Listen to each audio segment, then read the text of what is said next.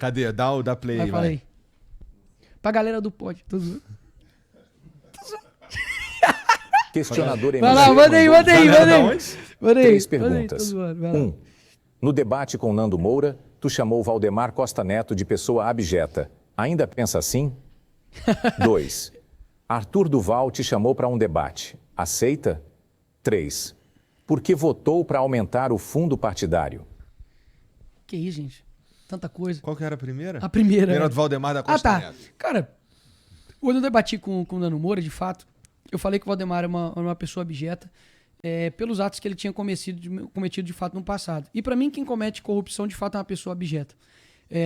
Ele, se eu não me engano, eu acho que não, mas acho que sim, na verdade, ele pagou tudo que tinha que pagar perante a lei, ok? Ele pagou perante tudo a lei. Então, se a pessoa, depois que ela pagar de tudo, ela pagar o que ela tem que pagar na justiça, ela continua sendo uma pessoa abjeta, eu considero que não. Agora, se ele for pego... Até se for de esquerda?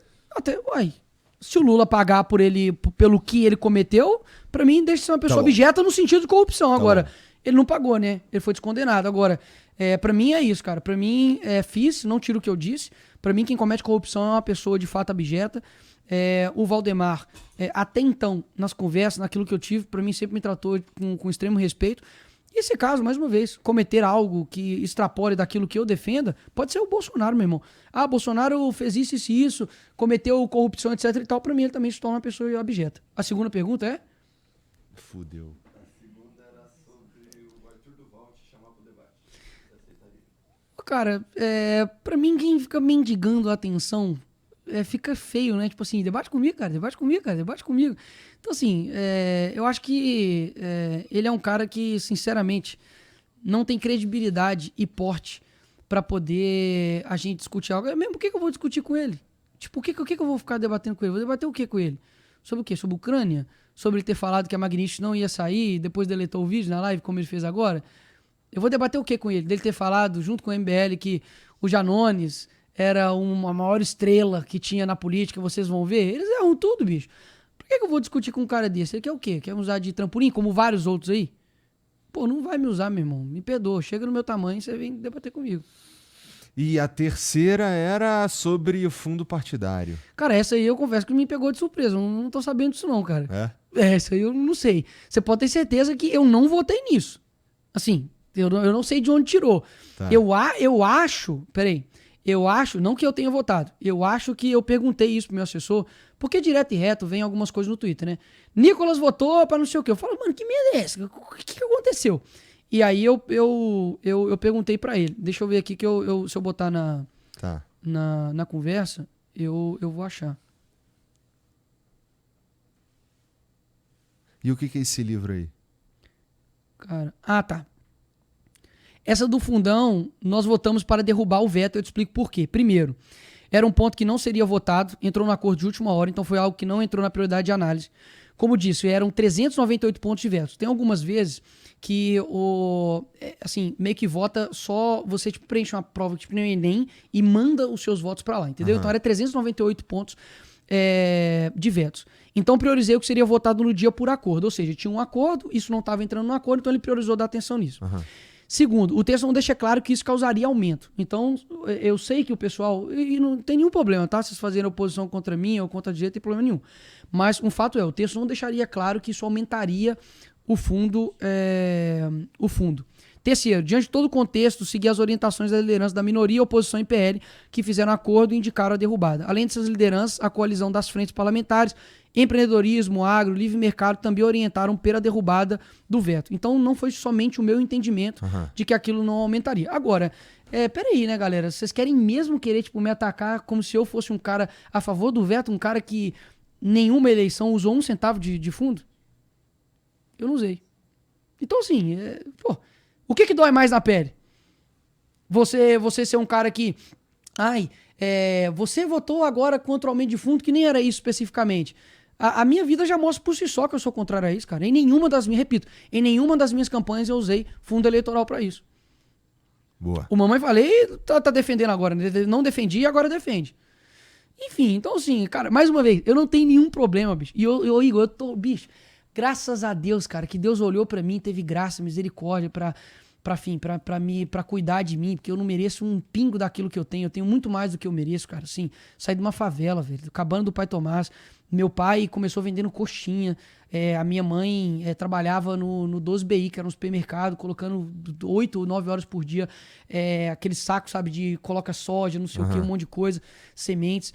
E me tornei deputado federal, cara, assim, o Elon Musk que me segue, compartilhou um vídeo meu, assim, o presidente da República, já estive no Palácio do Planalto, como vereador, aprovei 9 leis, deixei lá, até hoje não tem nenhuma linha sobre corrupção minha, sobre emenda.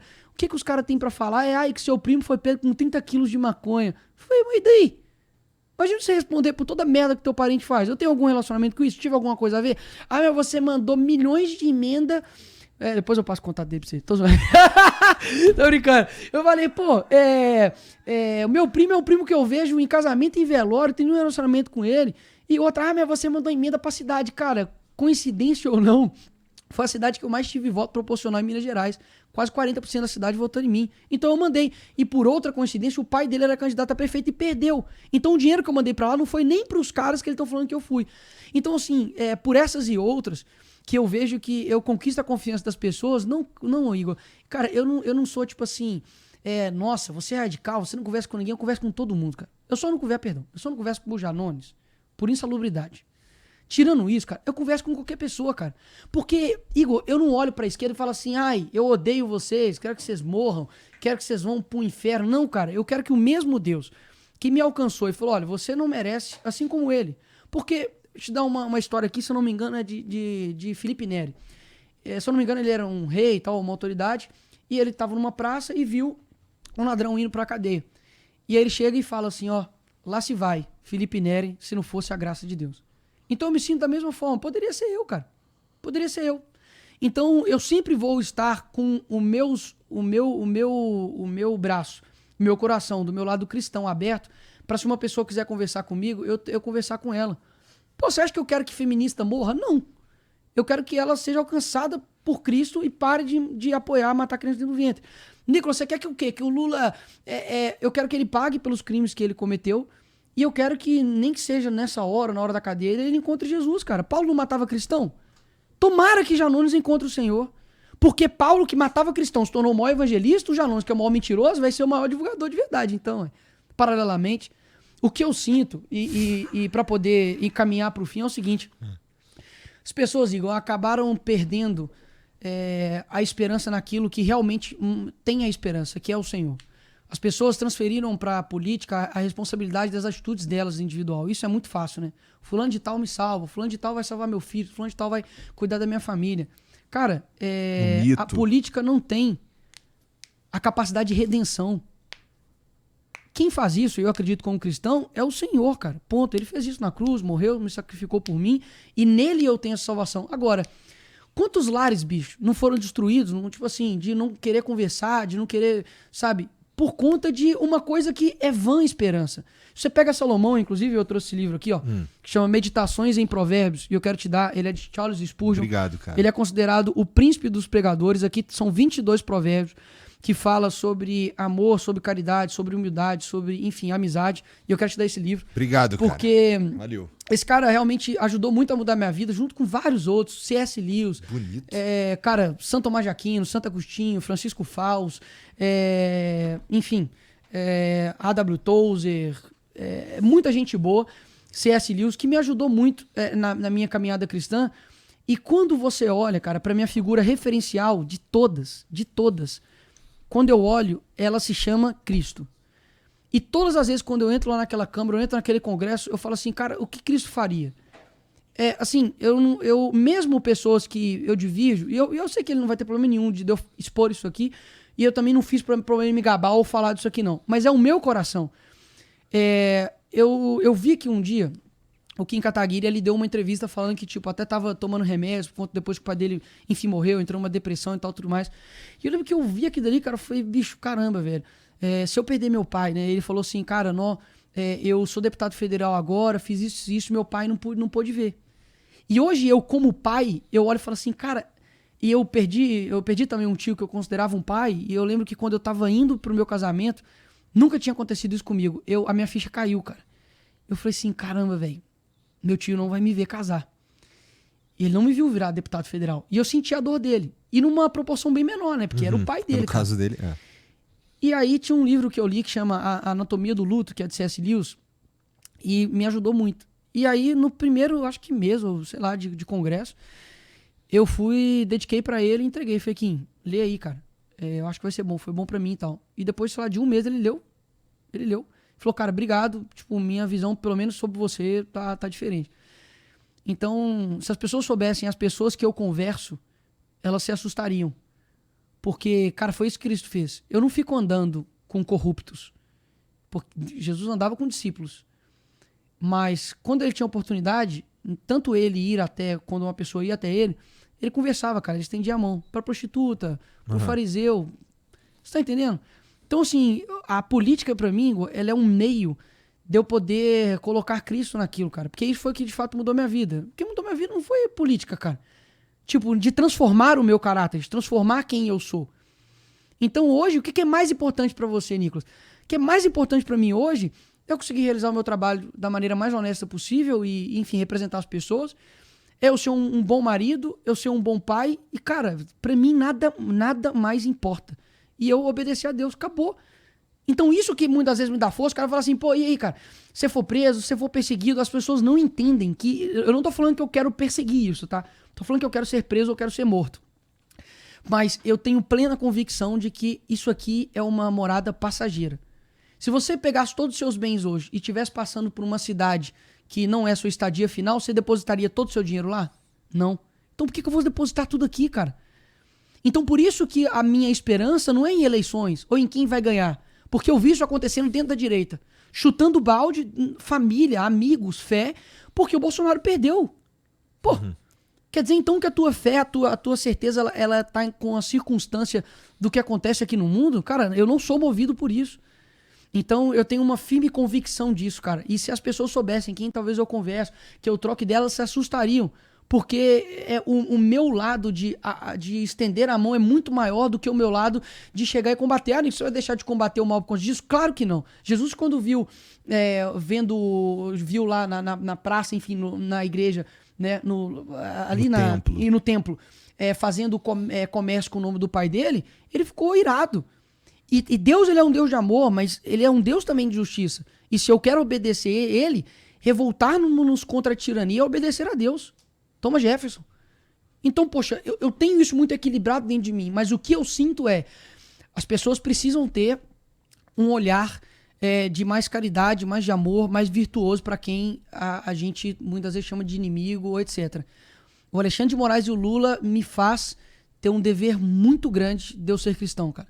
Eles tornam minha tarefa muito difícil. Porque a Bíblia me pediu, cara, e não foi meu pai que me pediu. Foi Deus que me pediu amar os vossos inimigos. E aí? Tem que amar. Tem que amar. Mas amar não é concordar, amar não é passar a mão na cabeça. Você ama teu filho, você ama suas filhas, mas se ela fizer alguma coisa errada, você vai fazer o quê? Não, tudo bem. Isso é um amor vão. Isso é um amor vão. A Bíblia fala que conhecereis a verdade vos libertará, não é? Uma pessoa que ama, ela quer te libertar da mentira. Uma pessoa que ama, ela quer ver você por um caminho certo. Eu não posso chegar e falar que a pessoa vai, continua. E lá na frente tem um precipício. Progresso, muitas das vezes, é você dar meia volta e andar pra trás. Tá certo?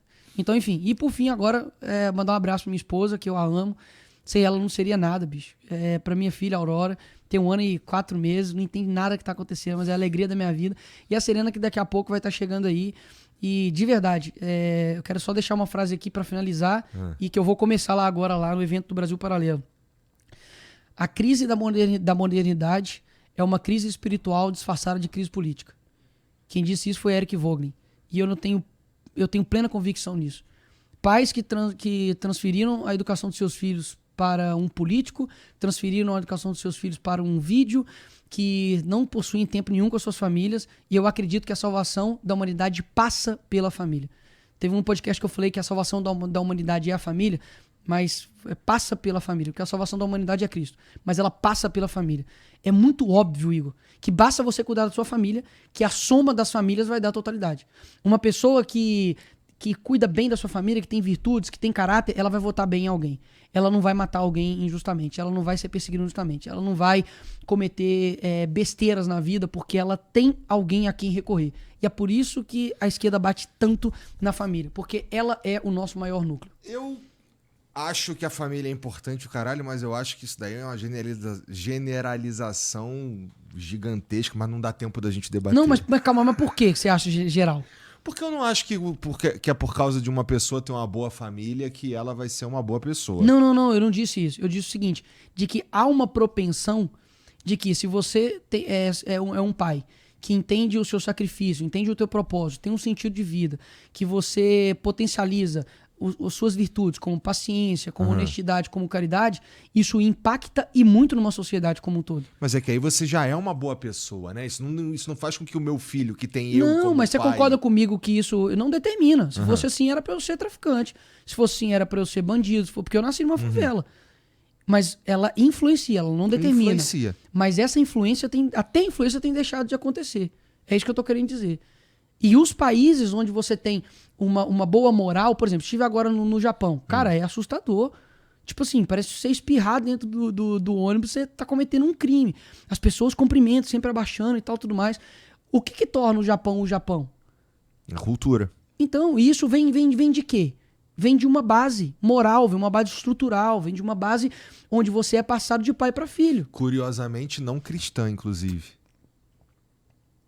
Mas mesmo que uma pessoa ela não siga, digamos assim, o Deus, que seja, digamos assim, o cristão, que aqui tem um Deus, mas o cristão, no sentido do cristianismo, ainda assim há